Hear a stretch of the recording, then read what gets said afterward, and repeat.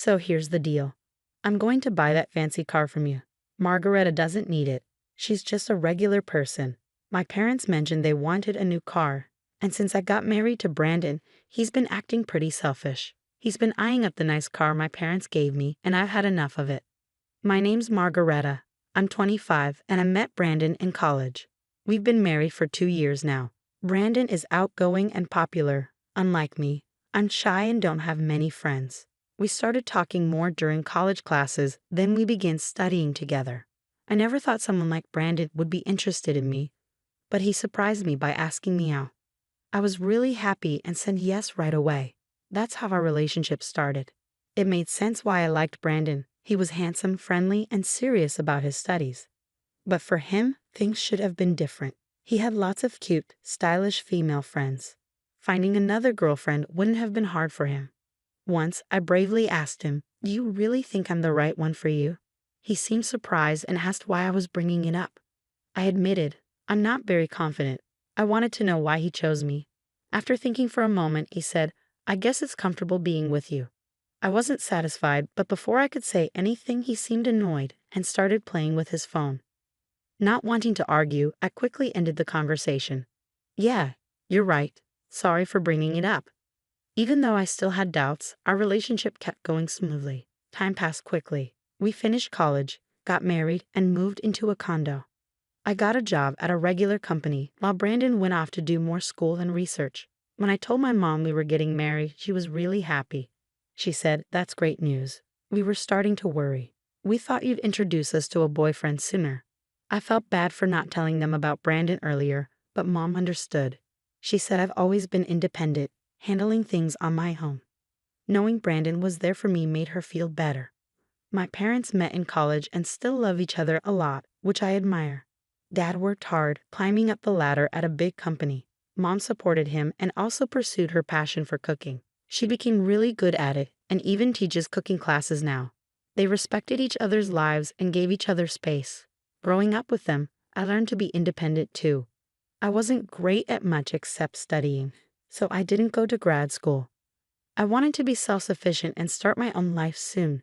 Even though I grew up in a well-off family, I didn't want to rely on them forever. I wanted to have a family of my own, like Mom and Dad. I hope to make them proud by having kids someday. It might sound simple, but for someone like me, it's a big goal. Once we moved in together, Brandon started acting more selfishly. He was a grad student and worked part-time, but he didn't pitch in much for our living costs. I tried bringing it up gently, saying, "Hey, Brandon, it would be really helpful if you could contribute more of your part-time earnings towards our expenses." But he just coldly replied, "I do contribute some, you know. And didn't you say you'd handle the living expenses when we moved in together, Margareta?" Brandon always talked about wanting to be a professor, which is why he went to grad school. I had assured him not to worry about money when we got married, telling him I had a good job. I murmured, "Yeah, I did say that," feeling unsure about what to say next. Brandon sighed heavily. "You wouldn't get it. Being a grad student costs a lot for socializing and stuff. Oh, and by the way, I need money for a research trip. Can you lend me $500? I'll pay you back later." Brandon's financial pressure became more common and our problems got worse. He started spending more nights away from home, leaving me waiting by the phone with cold meals in front of me. When he did come home happy for a change, I was too forgiving. He'd sometimes say things like, "Hey, Margarita, remember you wanted to go somewhere? I have tomorrow off, let's go." He'd bring up outings out of nowhere, or compliment my cooking, making me feel special. Each time he was nice to me, I'd catch a glimpse of the happy married life I wanted, and it made me hesitate. But I knew this wasn't normal. I felt lonely and anxious, but I couldn't talk to anyone about it. I didn't want to upset my parents, who were thrilled about our marriage, but they must have started to notice something wasn't right. When I finally visited my parents after a long time, Dad suggested I stay over and have dinner with them. Mom cooked a big meal to welcome me back. During dinner, Dad mentioned my Aunt Ellen had visited recently and wanted to see me. He said she's always spontaneous like that. Ellen was lively, ambitious, and independent. "I'll reach out to her soon, thanks, Dad." Dad mentioned how much my Aunt Ellen loved me and how she always teased about Brandon stealing me from her, even though she didn't want to get married herself. That's just how she was. Before I met Brandon, Ellen was more like a close friend than an aunt. I could talk to her about anything, even things I couldn't tell my parents. She understood me better than anyone and was always there for me. At first, I was too shy to tell her about Brandon, but I wanted to see her again and show her I was doing okay. A few days after staying with my parents, I met Ellen at a cafe. She was dressed really stylishly, as usual. Ellen checked out my outfit and said gently, Margarita, marriage is just the start of a lifelong journey for a woman. You should always feel confident and attractive, no matter what. Your clothes can make a big difference, so don't forget to take care of yourself. Then she took a sip of her tea gracefully. I totally forgot about fashion lately. I'm sorry for not keeping in touch for so long. I murmured apologetically. Ellen replied, That's typical of you, Margarita. It's good to be honest and serious, but being too timid usually comes from lack of experience. But I was thrilled when I heard you found someone special. I thought, finally, Margarita is taking a step forward. It had been ages since I spent time with someone outside on a day off, and the weather was perfect. We sat on the terrace, basking in the warm sunlight. In that peaceful moment, I felt like I could talk to Ellen about my worries without feeling too down. I had hoped even someone as shy as me could make it work with Brandon at first. But Ellen listened to my whole story without interrupting, just nodding kindly. When I finished, she asked, I suppose you haven't mentioned this to your parents, have you, Margarita? No, I even hesitated to tell you today. I didn't want to admit my weaknesses to anyone. I thought I should be able to handle this on my own, to be truly independent. I know if Mom and Dad found out, they'd want to bring me back home right away, so I want to try to deal with this by myself as much as possible. Ellen respected my decision and didn't push further, but she added, If you ever really need help, let me know first. If my dear Margarita asks for help, I'll be there for you no matter where I am. A month later, Mom called and said, When you have time, could you come over? It's not urgent. Since I had the next day off, I went to see my parents. When I saw a car parked in the driveway, I couldn't contain my excitement. Dad, is this car new? Did you just get it? Dad, can I really take it for a spin? What if I crash it? I teased, feeling excited about the fancy car. Don't worry about that. This card is for you, Margarita. Use it however you like. It'll come in handy, Mom whispered to me. We saw this car in a TV commercial, and you said you liked it, Dad recalled. So it's our gift to you. You've been going through a tough time lately, so we wanted to cheer you up. If things get tough, just drive this and come home anytime, he said with a warm smile. The car Dad got for me was an SUV from a famous foreign brand, and he even arranged a parking spot near my condo. I couldn't believe it, and I laughed in disbelief. Later, when I was driving downtown, I reached into my pocket, found the car key, and pressed the button. The lights flashed in all directions. Just then, I heard a familiar voice calling out from behind. What's with the car? I turned to see Brandon, my husband, who hadn't been home in a while. It felt like we were living separate lives. I was speechless as he looked at the car with a smug expression. Ah, I see. A gift from your parents, right? Every time I faced Brandon, I struggled to find my voice, but I was tired of feeling that way. Brandon, don't you care anymore? Do you even care about me? I managed to say, gathering my courage. Then Brandon said something shocking.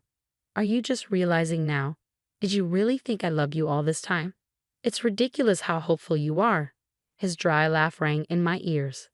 Something inside me snapped, and I blurted out, louder than usual. Then why did you marry me? Wow, really? You're going to be that cold about it? I couldn't believe what Brandon was saying. So marrying me was just a meal ticket for you, huh? And now you want the car too because it's wasted on me? That's just great. Brandon didn't seem to care about how hurtful his words were. And if you say no, we're getting divorced. Without me, you'll never find another man. So think about it. With those words, Brandon left without a second thought, leaving me feeling angry and heartbroken, my head pounding with a headache. I sat in the driver's seat for a while, trying to calm down. Eventually, I called my Aunt Ellen for advice. A few days later, I agreed to the divorce and moved back in with my parents. They welcomed me with open arms, and life started to feel peaceful again. But that peace was short-lived. One afternoon, Brandon showed up at my parents' house with his parents. They sat down in the living room, and Brandon's father spoke up in a stern tone. We're here to talk about our son's divorce. It's urgent. When drafting the divorce papers, Margareta warned Brandon, "If you don't agree to the divorce, I'll use my parents' connections at the university to ruin your future. It wouldn't be hard to damage the career of a junior registrar if their daughter complains." Brandon truly loved Margareta. Her behavior was too harsh. It's clear she was trying to intimidate him.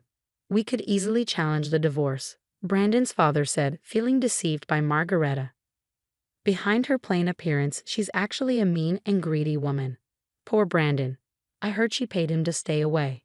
She must have had other men over. We need to go to family court and claim that Brandon was threatened by his wife. But if there's a proper apology, things might change. For example, if Margareta gives up that car she's driving, it might help smooth things over. Brandon and his parents remained silent, just listening to their parents' protests. Suddenly, the doorbell rang, and Mom went to answer it. Ellen appeared behind Mom as she came back to the living room. "Sorry I'm late. How's the discussion going?" Brandon's family had met Ellen once at my wedding. "What are you doing here? It's rude to barge in like that. We're busy right now. Outsiders should leave," Brandon's mother objected. No, don't be like that. You've heard about Brandon's divorce, right? How would an outsider like you know about that? I had been informed by my brother earlier. I couldn't miss such an important moment for my dear niece, Ellen said, offering a reassuring glance. "You're probably here to stop the divorce or for money. Can you still say that after seeing this?" Ellen pulled out a stack of documents from her bag, laid them out on the table, and showed them to everyone. "I hired a detective to look into this. It turns out Brandon has been cheating on Margareta with multiple women despite being married. He hardly came home because of it. He took advantage of Margareta's kindness and even asked her for money. That's ridiculous. I was just busy with my research at the university. When I did come home, we ate together and went on trips, right? We were like any other married couple, right, Margareta? Say something." "Brandon, you don't need to defend yourself. We'll handle this. It's not your fault. We understand," his father reassured him. "That's right. These documents from who knows where are surely lies. Our Brandon would never cheat. He's such a kind and outstanding son," his mother protested. "You might be kind to your parents, but that kindness seems to end there. Like father, like son." "Now, Brandon's mother, take a look at these photos," Ellen said, pulling out a picture from the documents. "I recently stayed at a hotel for a business meeting and saw Nicholas there. He was with another woman, looking very cozy. So I had the detective look into Nicholas too. The results were just as I expected. Do you understand now?" Brandon's mother's face went pale as she grabbed the documents and examined them closely. "What is this, Nicholas? How long have you been doing this? It's all lies, isn't it, Veronica? Stop looking. Give me that." Nicholas, looking panicked, tried to snatch the documents, but it was too late. Veronica, distraught, confronted Nicholas. "You've been cheating on me. The car you wanted so badly was for her in these photos, wasn't it?" No matter how hard Nicholas tried to calm her down, Veronica wouldn't listen. The discussion about Brandon's divorce was forgotten as Veronica stormed out of the house, crying, with Nicholas following after her. Left behind, Brandon said, "Hey, wait, what about me?" and followed them out in confusion. The rest of us were left in stunned silence for a while, but Aylin had a satisfied look on her face, winking at me. Later, Aylin told me that Brandon's parents did end up getting divorced. "You won't fall for such a terrible man again. Let's make you more attractive. I'll teach you everything about grooming yourself as a woman." Despite her busy schedule, Ellen visited me often and took me to various places like meals and shopping trips. During that time, I learned a lot from her. A year after the divorce, I made the decision to go to graduate school. I worked hard to improve myself, focusing on my studies. Time passed quickly, and one day, I heard someone call my name at a street intersection. I turned around to see Brandon. "It's been a while. You've changed a lot, haven't you?" At first, I didn't even recognize him. In Brandon's eyes, the woman standing before him was no longer the plain ex-wife he knew, but had transformed into an incredibly beautiful and attractive woman. Meanwhile, Brandon had fallen on hard times due to the scandal of his parents' divorce. It seemed he was no longer attending graduate school. His parents, Nicholas and Veronica, had decided to stop providing him with financial support because of the trouble he caused. He was struggling to afford his tuition and living expenses, far from the carefree life he once enjoyed. The women who used to be interested in him had left him one by one. The former glory he once had vanished in an instant, and now he found himself face to face with his ex-wife, who seemed to be a completely different person. As Brandon was about to suggest catching up, a man approached and asked, "Sorry for the wait. Are you a friend of Margarita's?" It was Leonard, the man I was currently dating. Wow, that guy is really handsome, isn't he? He's so tall. Could he be a model? Commented a group of women nearby, looking at Leonard. He's someone from my past, but it's okay. We're finished talking. Let's go, shall we? Leonard said, taking my hand and briefly acknowledging Brandon. Brandon stood there, stunned, as Leonard led me away by the hand. Without a second thought for Brandon, Leonard and I walked towards the crosswalk, and I didn't look back, keeping my gaze straight ahead as we left.